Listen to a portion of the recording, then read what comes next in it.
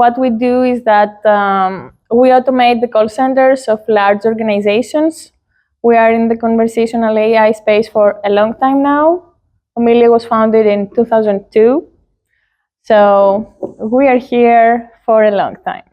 So our presentation today, okay, is around AI, of course. We have all seen the hype with ChatGPT and LLMs and generative AI in general. We are experiencing it.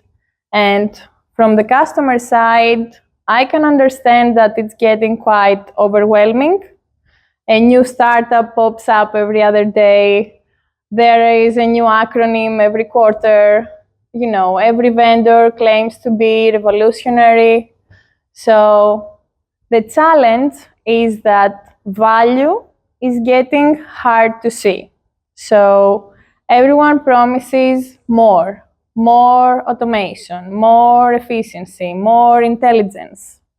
And I can understand that from the customer's point of view, all solutions might look the same on the surface though, because underneath, most of the solutions are not built to scale or to adapt. And this leads to the customers having to choose over a flashy and impressive demo and a slideshow and real results that usually take time and effort and resources, right? So the opportunity is that we can shift the conversation away from buzzwords and away from all this hype and just focus on real and measurable ROI. Because customers want automation that sticks, they want customer experience that improves, and of course, they want costs that go down, right? At the end of the day, everything is great, but it's all about the money. So we at Omilia, we can offer you what you need. We have great experience. We have more than 200 projects live all over the world right now.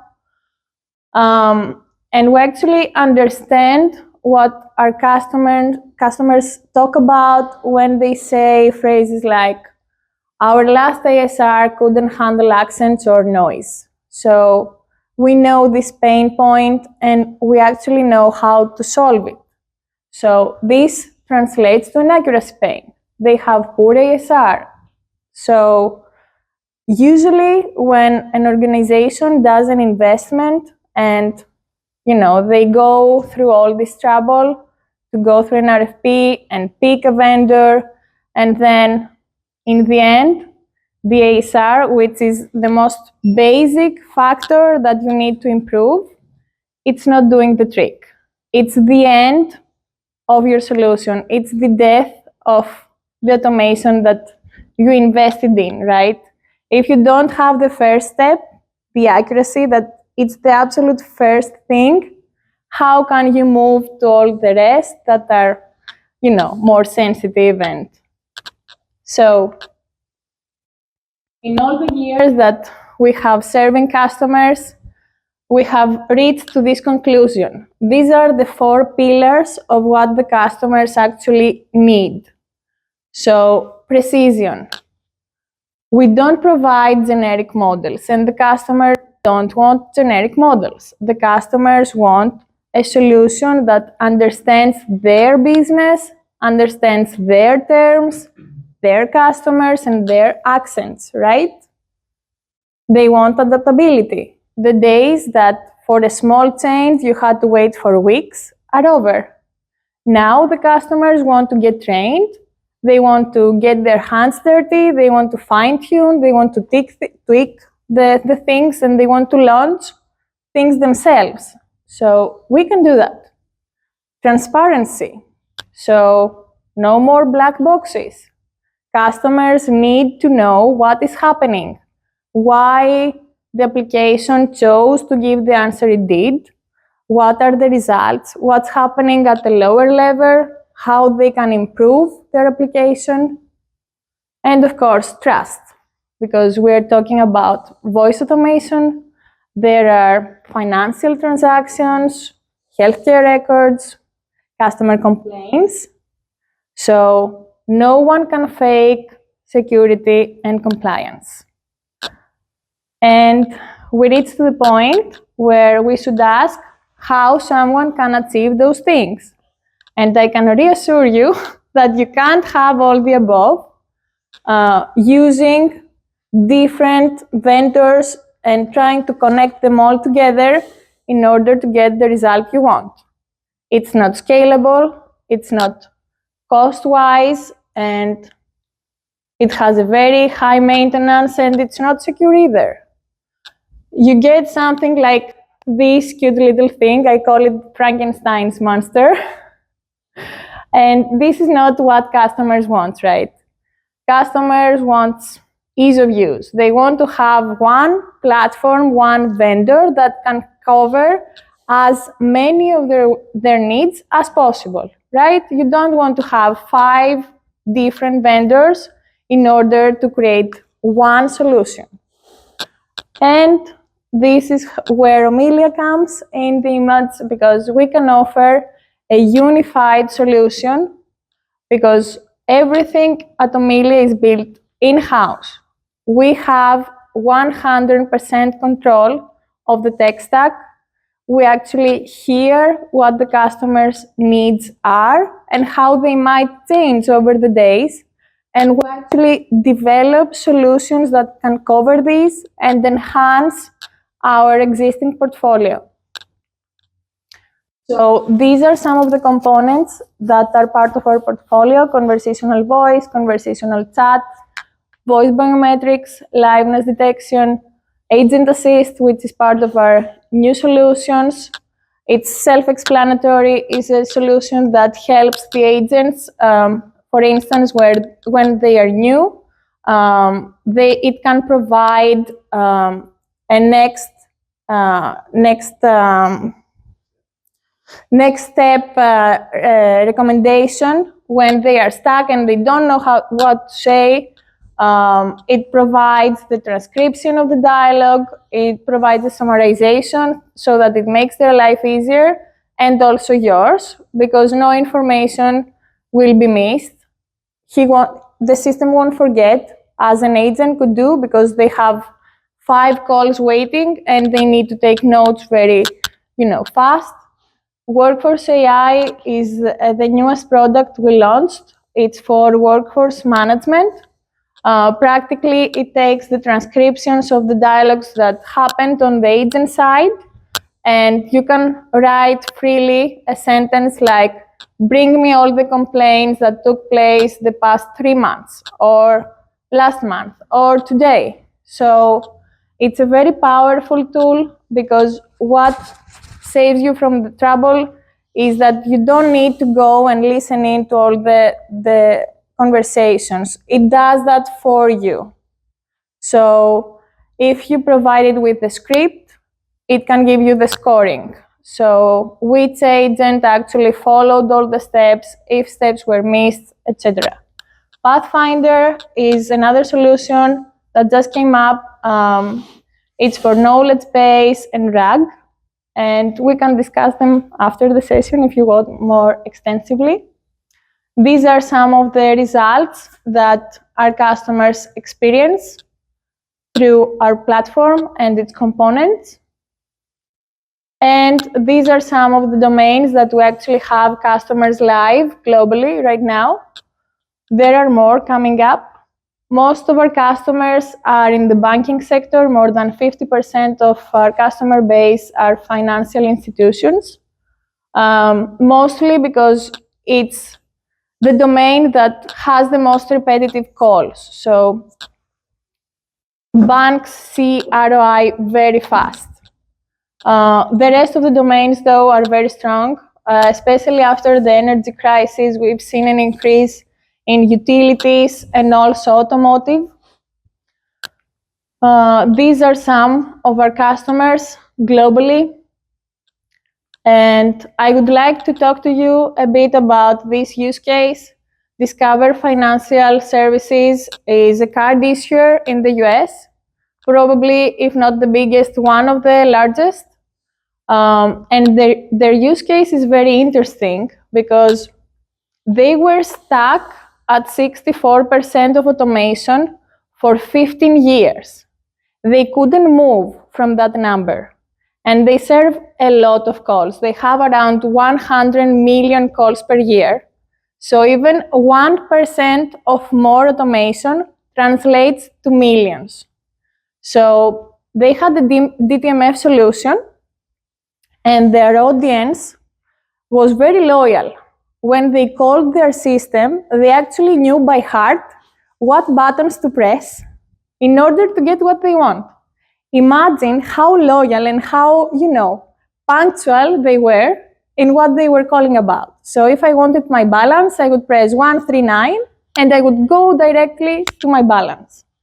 So Discover was very, very, very reluctant in the beginning because they didn't want to piss off their customers, of course, right?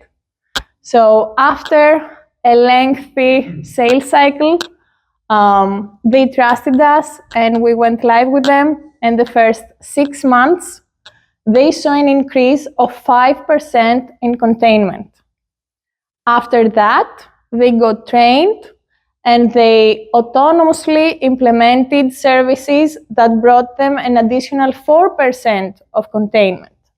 So in the end of the first year, they had 9% increased containment. And this translated to $24 million in savings.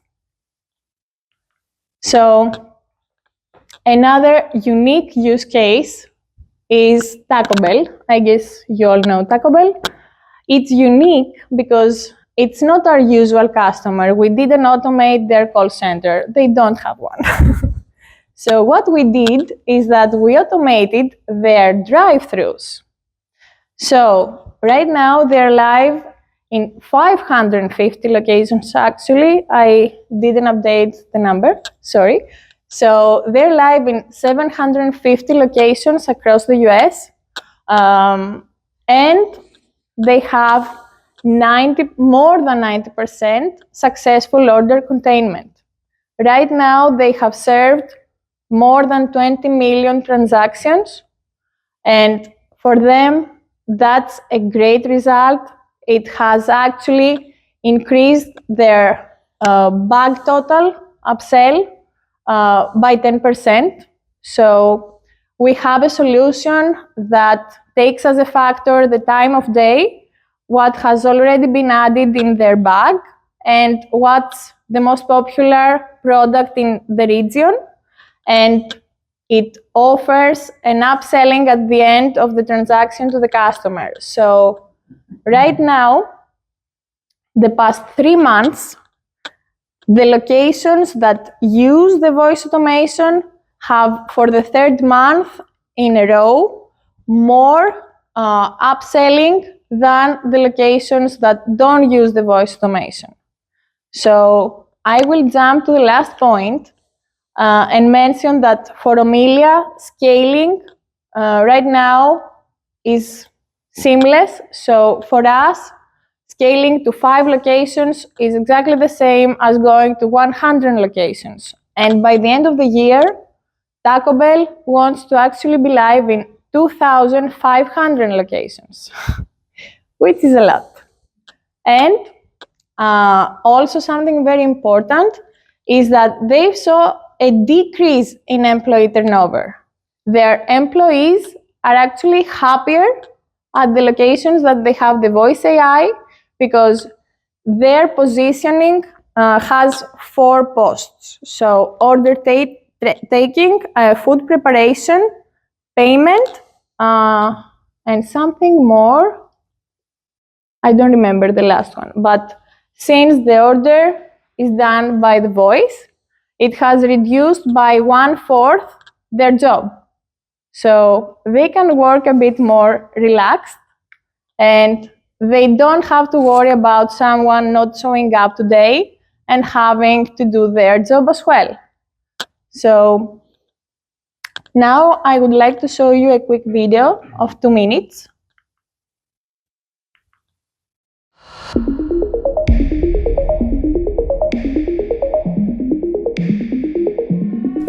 built it to be very friendly and interactive, as if you are talking to a human. AI is said to cut the wait for an order by 29 seconds and improve accuracy. I tried switching things up on how I wanted my burrito or my nachos made. They caught it within a matter of seconds. Taco Bell says its robots help employees by handling the repetitive tasks. This isn't about technology trying to replace our team members. It's actually how can technology create an even better human experience. So employees don't have to fix botched orders. Does having AI make your job easier? Yes, it is. In what way? It's like an extra person on the store all the time for you. AI is never gonna call off on you. Customers seem to be coming around too. It takes away moods. It takes away people that have been stressed out all day. I think it's a great idea. Green meal, please. And your drink? Baja Blast. Got it. Cool Ranch. Regular or Supreme? Supreme. And what will you drink with that? Ooh, can I add an 80s Mexi Melt, please? Got it. That's it. All right. Does the order look accurate now? Yes.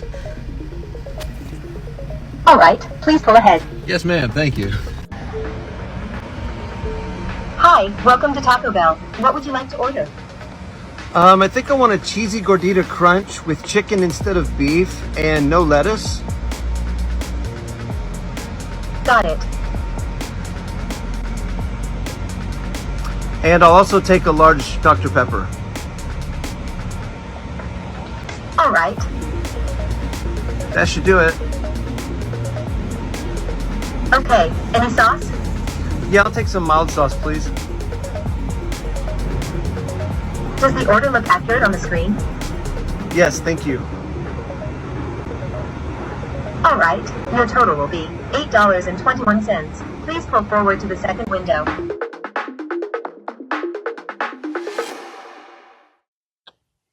So now I would like to invite Mr. Michael Römer, our customer here in Germany, Funke Mediengruppe. Thank you.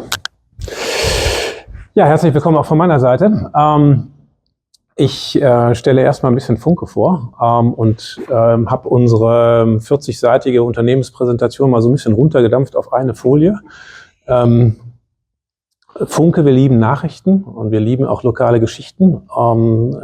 Funke Mediengruppe ist entstanden aus der WAZ, gegründet 1948 durch die Gründungsherausgeber Brost und Funke. Mittlerweile haben wir in ganz Deutschland 12 Tageszeitungen, in Nordrhein-Westfalen 4, in Hamburg, Berlin, Thüringen und auch in Braunschweig. Wir haben eine Reihe von Anzeigenblättern, 75 an der Zahl, mit einer Auflage von 4,3 Millionen verteilte Auflage am Wochenende. Viele hassen sie, das sind die Blättchen, die da irgendwie am Wochenende rumliegen und die Werbeprospekte beinhalten. Trotzdem haben sie eine Reichweite, also werden von 8,6 Millionen gelesen. Die Tageszeitungen werden mit der Auflage von etwa 800.000 Stück werden von 3,2 Millionen Leserinnen und Lesern gelesen.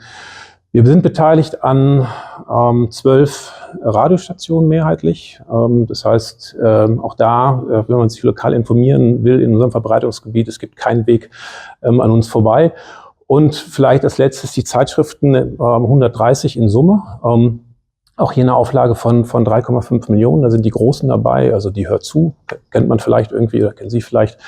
Liegt bei den älteren Menschen auf dem Wohnzimmertisch. Wir haben vor kurzem die Brigitte und die Gala gekauft, aber auch für die Fernsehzuschauer die TV Direkt gehört zum Portfolio. Jedes dieser Produkte hat unterschiedliche Herausforderungen. Wir haben im Tageszeitungsbereich erscheinen wir täglich. Das heißt, an 6 Tagen in der Woche, wenn man das hochrechnet, die Auflage multipliziert mit den Verteilvorgängen, ist man bei 150 Millionen im Jahr. Die Zeitschriften beispielsweise erscheinen nur 2-wöchentlich, monatlich, haben also ganz andere Grundvoraussetzungen. Wenn auch ein Produkt beispielsweise mal nicht kommt, ist es bei dem einen einfach, dann schickt man es einfach mit der Postnummer raus. Bei dem anderen hängt der Mensch dran und es kann passieren, dass am zweiten Anruf es auch nicht passiert. Wir sind als Zeitungsverlag, haben aber früher mal richtig viel Geld verdient. Also es gab mal Zeiten, da hat man das Geld mit der Schubkarre nach draußen gefahren. Das ist lange, lange vorbei. Die gedruckte Tageszeitungsauflage geht rapide in den Keller. Also ich bin 20 Jahre bei Funke, ich habe angefangen mit 900.000 Abo-Stücken nur in Nordrhein-Westfalen und jetzt haben wir halt im Printbereich gerade mal 500.000. Es wird nicht richtig aufgefangen mit Digitalprodukten. Also gerade die jüngeren Menschen, wenn ich jetzt hier fragen würde, wer bezahlt für ein Tagesabo oder wer zahlt für digitale Nachrichten, dann werden die wenigsten wahrscheinlich sagen, oh nee, immer wenn ich zahlen soll, dann klicke ich weiter, dann gehe ich woanders hin. Da gibt es die Bezahlkultur noch nicht. Insofern haben wir einen hohen Kostendruck. Und hoher Kostendruck führt natürlich auch dazu, dass man Kosten sparen will, dass man eben versucht, in die Automatisierung zu gehen. Was mit unserer Kundschaft nicht richtig einfach ist, weil 53% unserer Leserinnen und Leser sind über 70 und 20.000 sind sogar über 90. Und das ist traditionell die Gruppe, die ja auch letztendlich Automatisierung, AI und alles letztendlich ablehnt. Was haben wir in der Vergangenheit gemacht? Wir haben mit einer zweistufigen IVR mit 11 Auswahloptionen die Anrufe verteilt, haben uns Gedanken gemacht, was wollen die Anrufer, dann drücken sie die 1, drücken sie die 2 und so weiter. Das war am Ende des Weges ein sehr mühseliger Weg, weil man natürlich als Unternehmen auch eine Vorauswahl getroffen hat mit den Themengebieten, die man anbietet. Das heißt, also wir haben gesagt, so nach dem Motto, die Telefonzentrale willst du ja bestimmt drücken, dann ist das auch getan worden. Aber wir haben zum einen gemerkt, dass wir hatten eine 20% Abbruchquote auf der alten IVR. Das heißt, die Kunden haben einfach aufgelegt, weil sie verzweifelt waren in den Menüs, weil sie sich das angehört haben. Dann haben sie eine Auswahl getroffen und haben am Ende des Weges dann doch nicht erreicht, was sie erreichen wollten. Wir hatten wir hatten Schwierigkeiten natürlich auch, die Lösung, die wir hatten, das ist ja eine harte Programmierung, das anzupassen. Und haben relativ statisch über viele Jahre gearbeitet. Das hatte insbesondere bei unseren AnruferInnen hat zu einer hohen Frustration geführt. Also uns wurde in Anführungsstrichen vorgeworfen, wir sind schlecht erreichbar, obwohl wenn der Kunde die IVR durchlaufen hat, haben wir 90% innerhalb von 20 Sekunden entgegengenommen. Aber der Dialog in der IVR hat so lange gedauert, dass die Kunden gesagt haben, bis ich mal mit einem Menschen spreche, dauert das so lange. Ihr seid ja schlecht erreichbar, ich kann euch gar nicht persönlich erreichen. Das führte dann wiederum dazu, wie das immer so ist, wenn man genervt ist, was macht man? Man sucht nach einer anderen Rufnummer, landet in der Lokalredaktion oder sonst wo, also überall da, wo man eigentlich nicht landen sollte. Das heißt, wir haben festgestellt, dass wir mit der Lösung einfach nicht mehr State of the Art gewesen sind und haben uns dann entschlossen, auf die freisprachliche Lösung von Omilia zu wechseln. Haben zwei Namen. Es wird ja heute empfohlen, wenn man mit der KI spricht, muss das Produkt einen Namen haben. Paula ist die Zeitung und Funke ist die Zeitschrift. Wir haben sehr unterschiedliche Lösungen dort implementiert. Das heißt, bei der Tageszeitung ist es wichtig, wenn der Kunde verreist, dass er die Zeitung abbestellen kann, denn sonst läuft der Briefkasten über. Da gibt es mehrere Optionen. Manche wollen die Zeitung mitnehmen, manche wollen sie nur abbestellen, manche wollen sie aber auch digital lesen. Das heißt also, wir haben dort mehrere Optionen programmieren können, die möglichst eben auch letztendlich vollständig den Kundenwunsch dann auch berücksichtigt. Hauptthema ist bei den Tageszeitungen natürlich das Thema Beschwerde.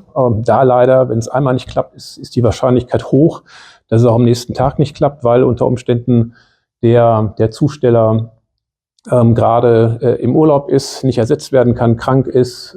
Das heißt also, wir das Problem nicht kurzfristig abstellen können. Wir haben eine intelligente Lösung dahinter, dass wir natürlich eben auch im System schauen, wie viel Beschwerden nehmen wir im Self-Service entgegen und wann erfolgt ein Abwurf. Das heißt, das System, der Kunde wird identifiziert, es wird geprüft, erste, zweite Reklamation, ab der dritten wird er automatisch verbunden. Das führt dazu, dass wir natürlich irgendwie im Self-Service nicht alles bearbeiten, was wir bearbeiten könnten, aber die Kundenzufriedenheit steht da im großen Vordergrund bei uns.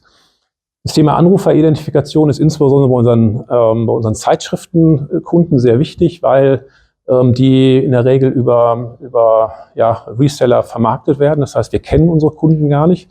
Bei unseren Zeitungskunden erkennen wir 70% über die Rufnummer.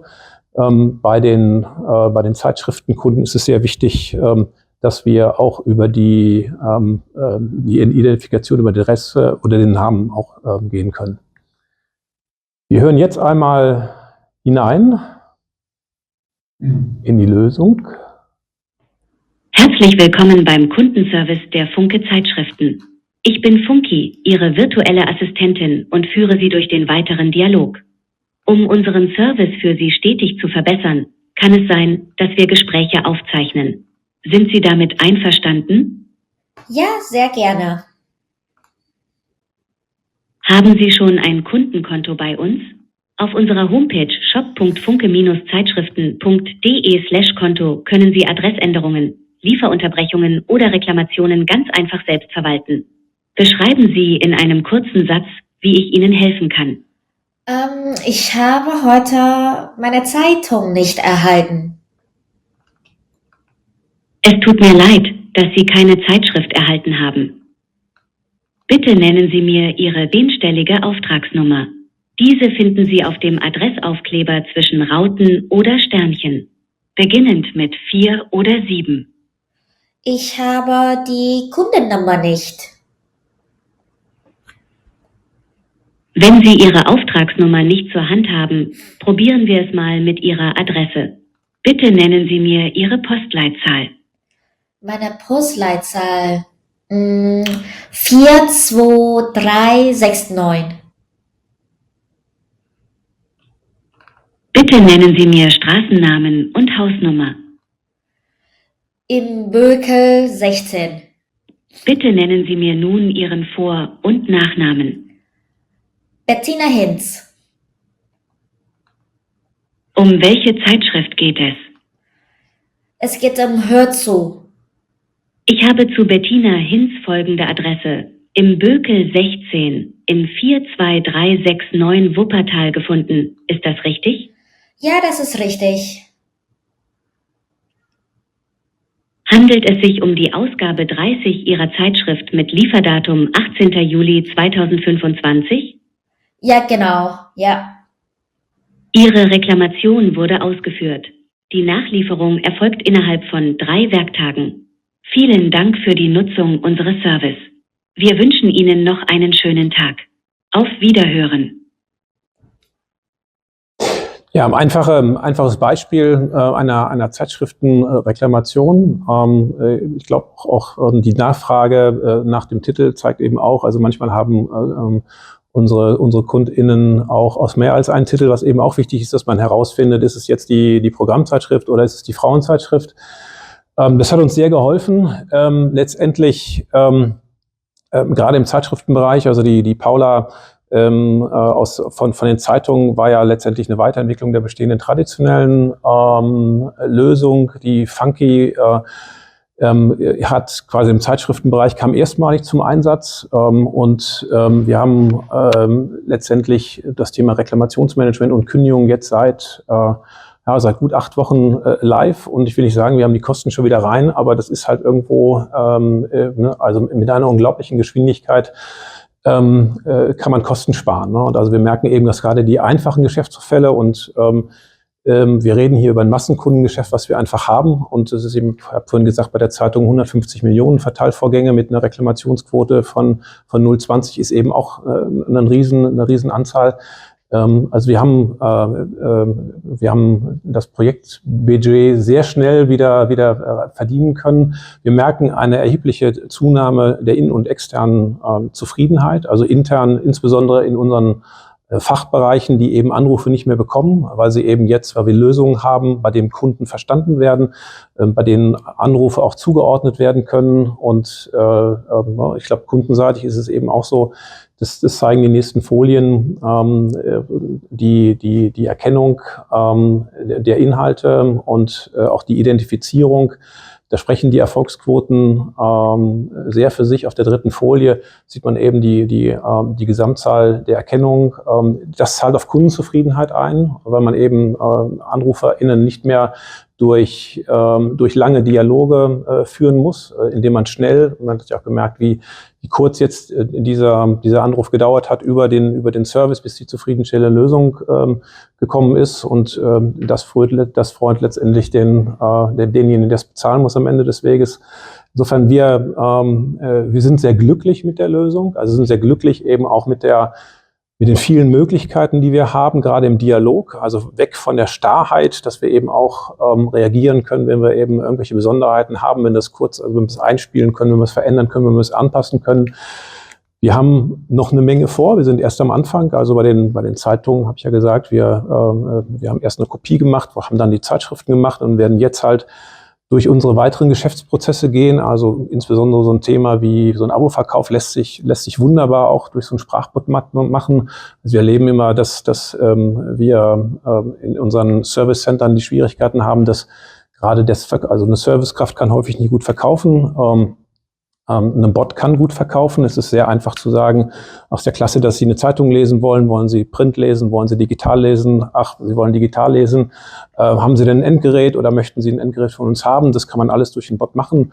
Also da haben wir noch eine Menge zu tun. Wir haben das vorhin besprochen und ich freue mich da auf die Zusammenarbeit weiterhin.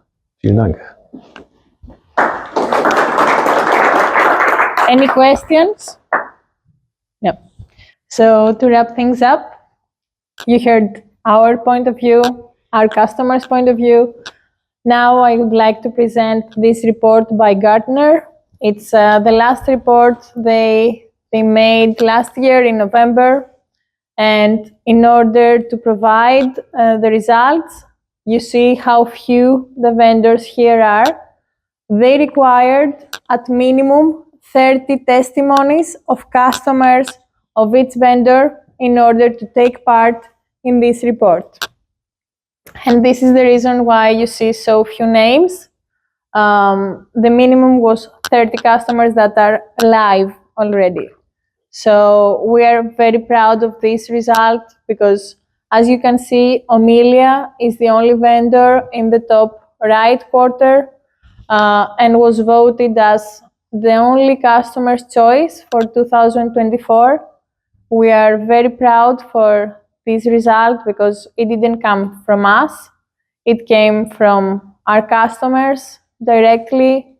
And you can download this report through Gartner. I can provide the link if someone is interested after our session. Thank you all very much.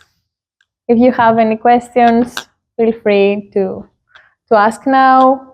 You can contact me via email or find me on LinkedIn. Thank you all.